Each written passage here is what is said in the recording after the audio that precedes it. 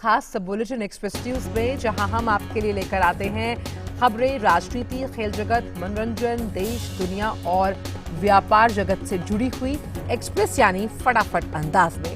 मैं हूं आशा गुलाटी गुंबर, तो आइए देखते हैं खबरें तेज रफ्तार के साथ। कर्नाटक के मुख्यमंत्री बीएस येदियुरप्पा आज विधानसभा में विश्वास प्रस्ताव पेश करेंगे। सदन में विश्वास मत हासिल करने से पहले मुख्यमंत्री बीएस येदियुरप्पा ने कहा कि वे सदन में 100% विश्वास मत हासिल करेंगे क्योंकि उनके पास 105 सदस्य हैं।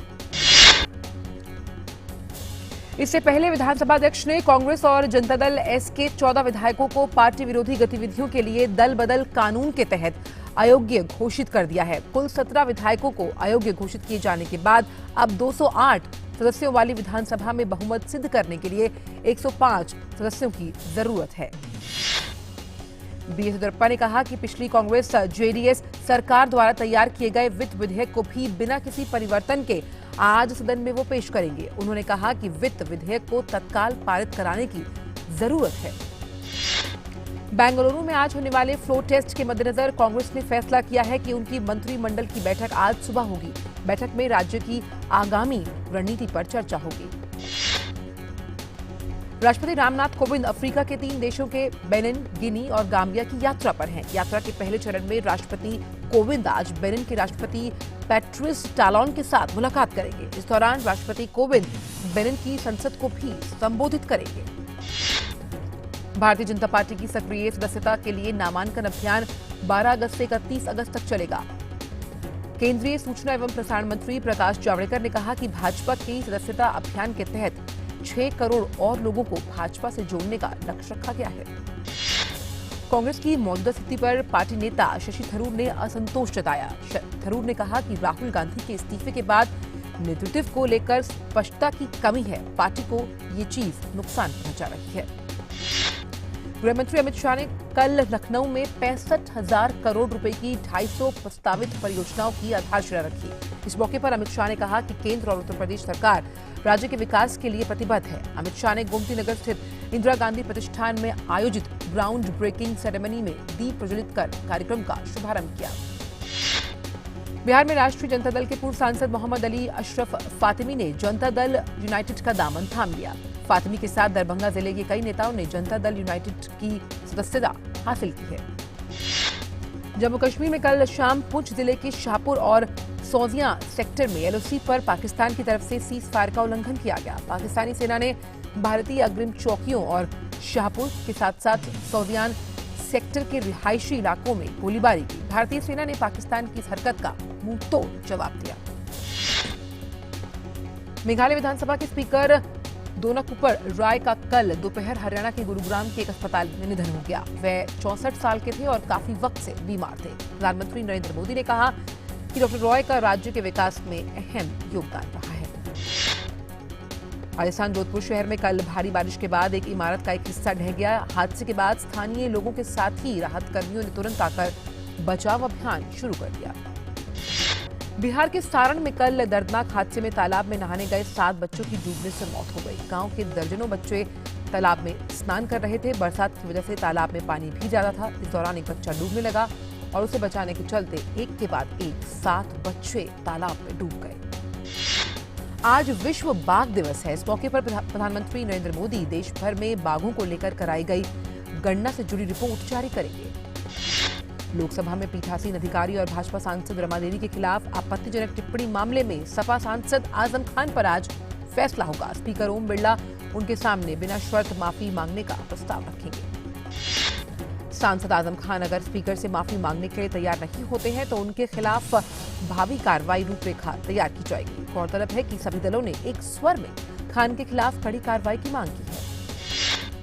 वरिष्ठ कांग्रेसी नेता और पूर्व केंद्रीय मंत्री एस जयपाल रेड्डी का अंतिम संस्कार आज हैदराबाद में पूरे राजकीय सम्मान के साथ किया जाएगा। दिवंगत नेता का पार्थिव शरीर प्रदेश कांग्रेस कार्यालय गांधी भवन में लोगों के अंतिम दर्शन के लिए रखा जाएगा, जहां सवेरे 10:30 बजे से उन्हें श्रद्धांजलि दी जाएगी।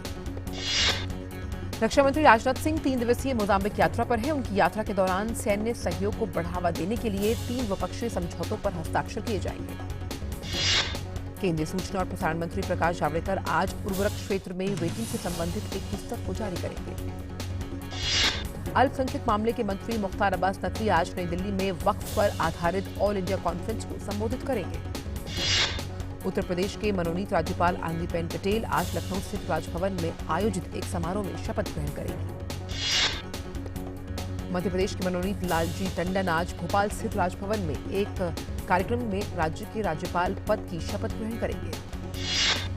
मध्य प्रदेश से भाजपा के वरिष्ठ आदिवासी नेता अनुसुईया उइके रायपुर में आयोजित एक कार्यक्रम में छत्तीसगढ़ के राज्यपाल पद की शपथ लेंगे। सरकार आज से 7वीं आर्थिक गणना की शुरुआत त्रिपुरा से करने जा रही है। बाकी राज्यों और केंद्र शासित प्रदेशों में आर्थिक गणना अगस्त और सितंबर में होगी। गणना का मकसद देशों में सभी आर्थिक प्रतिष्ठानों के संचालन और उनकी संरचना से जुड़े विभिन्न पहलुओं पर अलग अलग तरह की जानकारी उपलब्ध करवाना है। पर्यावरण मंत्री प्रकाश जावड़ेकर ने कहा कि मोदी सरकार के 5 साल के दौरान वन क्षेत्र का दायरा 15,000 वर्ग किलोमीटर बढ़ा है। जावड़ेकर ने कहा कि 2 वर्षों के भीतर 8,000 वर्ग किलोमीटर वन क्षेत्र की वृद्धि हुई है और वन क्षेत्र का दायरा बढ़ा है। उत्तराखंड में राष्ट्रीय राजमार्ग 94 पर कल कांवड़ यात्रियों के एक वाहन पर चट्टान गिरने से 4 लोगों की मौत हो गई। हादसे के शिकार सभी कांवड़ यात्री गंगोत्री से गंगा जल लेकर ऋषिकेश की ओर जा रहे थे। वीके जौहरी आईपीएस बॉर्डर सिक्योरिटी फोर्स के नए महानिदेशक के तौर पर अपना कार्यभार संभालेंगे। जौहरी 1984 बैच के मध्य प्रदेश काडर के आईपीएस अधिकारी रहे हैं। बीएसएफ के मौजूदा महानिदेशक रजनीकांत मिश्रा 31 अगस्त 2019 को सेवानिवृत्त हो रहे हैं। बहुजन समाज पार्टी की मुखिया मायावती ने योगी सरकार पर निशाना साधा। मायावती ने कहा, यूपी बीजेपी सरकार द्वारा औद्योगिक निवेश के दूसरे चरण के तहत घोषित परियोजनाओं के बीएसपी खिलाफ कतई नहीं है, लेकिन सरकारी नौकरियों की तरह ही प्राइवेट उद्योगों में भी गरीबों को रोजगार मिलना चाहिए। अखिलेश यादव ने सूबे से कहा कि योगी आदित्यनाथ सरकार में भाजपा के पहले के आयोजनों से ना तो नए निवेश आए, ना ही कोई इंडस्ट्री लगी। अखिलेश ने कहा, भाजपा सरकार नए निवेशक लाने में असफल साबित हुई है। पश्चिम बंगाल की मुख्यमंत्री और तृणमूल कांग्रेस की अध्यक्ष ममता बनर्जी आज पार्टी नेताओं से मुलाकात करेंगी। ममता बनर्जी की पार्टी नेताओं की राज्य स्तरीय एक बैठक है जिसे वो बुला रही है।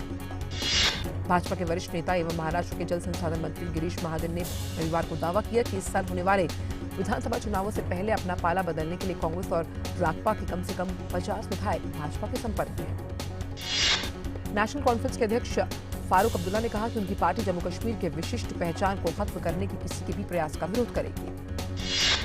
मध्य प्रदेश में बीते 2 दिनों में हुई बारिश के बाद अचानक राज्य के हालात बदल गए। जहां एक और बारिश से पहले सूबे के कई हिस्सों में सूखा पड़ने का खतरा मंडरा रहा था, तो वहीं अब क्षेत्र के अधिकांश हिस्सों में पानी भर गया है।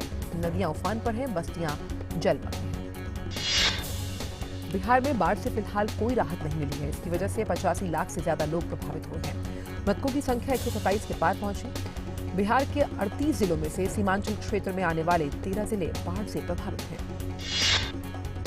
असम में बाढ़ की वजह से स्थिति गंभीर बनी हुई है। बारपेटा जिले में एक और व्यक्ति की मौत के साथ मृतकों की संख्या बढ़कर 82 हो गई। असम के 56 राजस्व क्षेत्रों में 1716 गांवों में 21.68 लाख लोग बाढ़ से प्रभावित हैं। मौसम विभाग ने सोमवार और मंगलवार को उत्तर गुजरात के कई हिस्सों में भारी बारिश होने सहित समूचे गुजरात में वर्षा होने का पूर्व अनुमान जताया। रविवार को दक्षिण गुजरात के कई हिस्सों में भारी वर्षा हुई।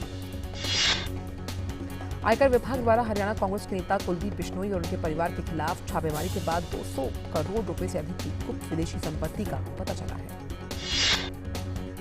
उच्चतम न्यायालय आज भीड़तंत्र हमले के एक मामले में फिर से सुनवाई करेगा। ड्यूटी पर तैनात कगाजनगर वन क्षेत्र अधिकारी सी अनीता पर हमले की अगुवाई करने का आरोप सत्तारूढ़ टीआरएस विधायक के भाई पर है। सुप्रीम कोर्ट आज भगौड़े कारोबारी विजय माल्या की याचिका पर सुनवाई करेगा। इस याचिका में विजय माल्या ने अपनी और संबंधियों की संपत्तियों को जब्त किए जाने पर रोक लगाने की मांग की है। कर्नाटक विधानसभा अध्यक्ष द्वारा 25 जुलाई को अयोग्य ठहराए गए 3 विधायक फैसले के खिलाफ उच्चतम न्यायालय का दरवाजा खटखटाएंगे।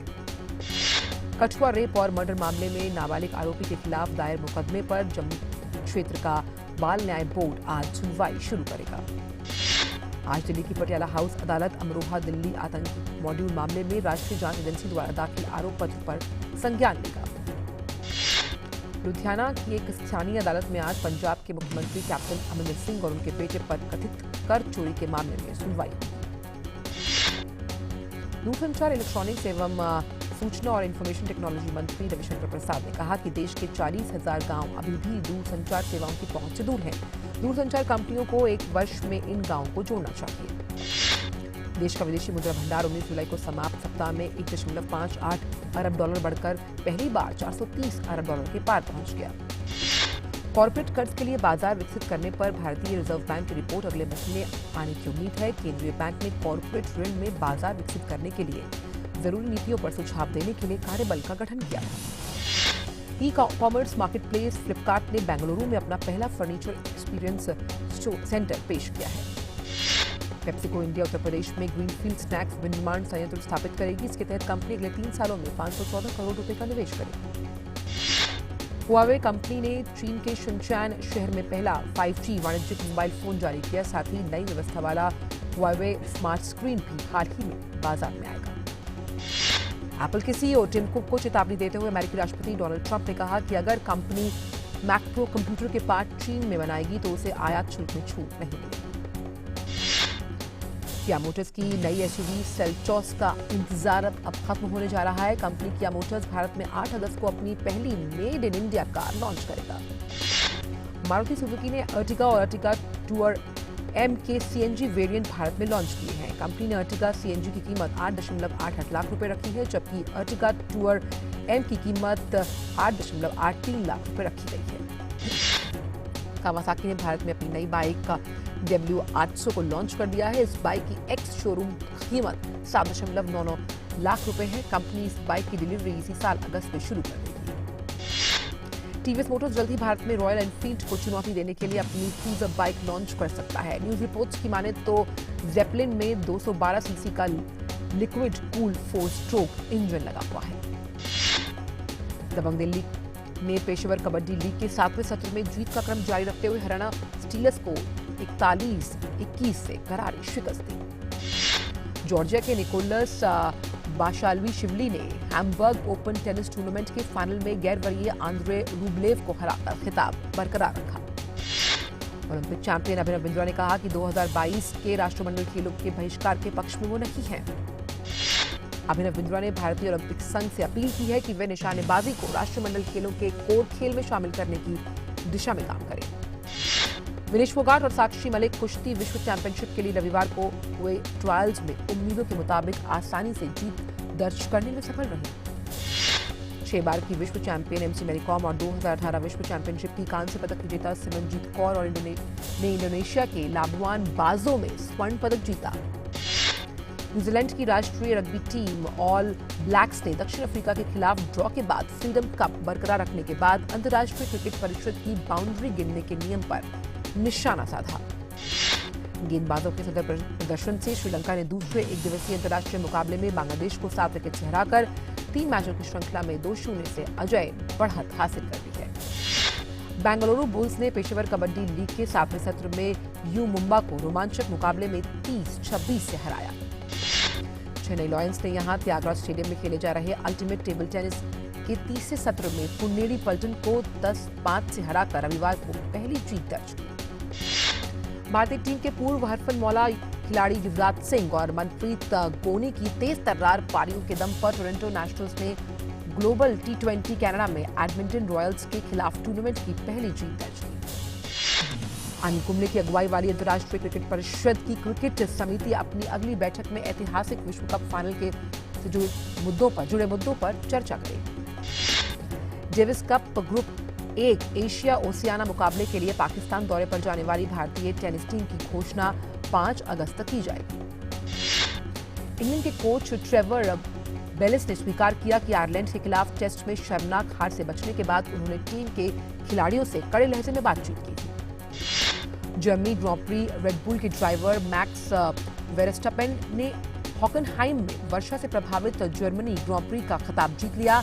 21 वर्षीय वेरस्टपेन का फॉर्मूला 1 सीजन का ये दूसरा खिताब है। नेपाल में मूसलाधार मानसूनी बारिश के बाद आई बाढ़ और भूस्खलन से 113 लोगों की जान चली गई, जबकि 38 लोग अभी भी लापता हैं। अफगानिस्तान में राष्ट्रपति पद के उम्मीदवार के राजनीतिक कार्यालय को निशाना बनाकर एक बड़ा विस्फोट किया गया और उसके अंदर कई बंदूकधारी घुस गए हैं। हांगकांग के विभिन्न भागों में हजारों लोकतंत्र समर्थकों ने बिना किसी अनुमति के सरकार के खिलाफ प्रदर्शन किया, जिस पर पुलिस ने उन पर रबर की गोलियां दागी और आंसू गैस के गोले छोड़े। इजराइल में 17 सितंबर को होने वाले मध्य अवधि चुनाव से पहले प्रधानमंत्री बेंजामिन नेतन्याहू की लिकुड पार्टी ने मतदाताओं को रिझाने के लिए भारत के प्रधानमंत्री नरेंद्र मोदी, अमेरिकी राष्ट्रपति डोनाल्ड ट्रंप के साथ रूसी राष्ट्रपति व्लादिमीर पुतिन के साथ अपनी तस्वीरों वाले बैनर लगाए हैं। उत्तर पूर्वी नाइजीरिया में एक अंत्येष्टि के दौरान बोको हरम द्वारा किए गए हमले में 65 लोगों की मौत हो गई। एक स्थानीय वही क्षेत्रीय राजधानी मैदुगुरी के पास स्थित एक गांव में बंदूकधारियों के हमले के बाद दर्जनों और शवों का पता चला है। लीबिया के ताकतवर शख्स खलीफा इफ्तार के बलों की ओर से राजधानी के पास एक फील्ड अस्पताल पर किए गए हवाई हमले में 5 डॉक्टर्स की मौत हो गई। ईरान ने कहा कि उसका मानना है कि ब्रिटेन द्वारा ईरानी तेल टैंकर को पकड़ना 2015 के परमाणु समझौते का उल्लंघन है। समझौते को बचाने के लिए इससे जुड़े शेष पक्षों की वियना में हुई बैठक में ये मुद्दा उठा। उत्तर पश्चिमी सीरिया में सरकार और रूसी सुरक्षा बलों की बमबारी में 9 लोगों की मौत हो गई। अप्रैल के बाद से गठबंधन सेना के हमलों में सैकड़ों लोगों की जान जा चुकी है। मोरक्को की नौसेना ने भूमध्य सागर पार कर अवैध रूप से स्पेन जा रहे सहारा अफ्रीका क्षेत्र के 242 प्रवासियों को पकड़ लिया। श्रीलंका में मुस्लिम महिला कार्य समूह ने मुस्लिम विवाह और तलाक अधिनियम में तुरंत संशोधन की मांग की है। संशोधन में विवाह की उम्र बढ़ाकर 18 वर्ष करना भी शामिल है। चिली के दक्षिणी छोर पर स्थित पैटागोनिया में स्थित सुदूरवर्ती द्वीप पर एक टर्मिनल में समुद्र से करीब 40,000 लीटर तेल फैल गया। इजराइल ने अमेरिका इजराइल संयुक्त तकनीकी द्वारा निर्मित एरो 3 बैलिस्टिक मिसाइल का परीक्षण किया। प्रधानमंत्री बेंजामिन नेतन्याहू ने कहा कि ये उपलब्धि ईरान के लिए एक चेतावनी के रूप में है। अफगानिस्तान ने कहा कि सरकार 2 हफ्ते के भीतर तालिबान के साथ अब तक की पहली सीधी वार्ता करेगी। ईरान और पश्चिमी देशों के बीच बढ़ते तनाव के मद्देनजर कल वियना में ईरानी परमाणु समझौते को बरकरार रखने के लिए एक आपातकालीन बैठक हुई। श्रीलंका नौसेना ने तमिलनाडु में रामेश्वरम से 7 मछुआरों को गिरफ्तार कर लिया है। ये मछुआरे कल अपनी नौकाओं को लेकर मछली पकड़ने के लिए गए थे। अमेरिकी सेना ने उत्तरी सोमालिया में इस्लामिक स्टेट के ठिकानों पर हवाई हमला किया, जिसमें एक आतंकवादी मारा गया।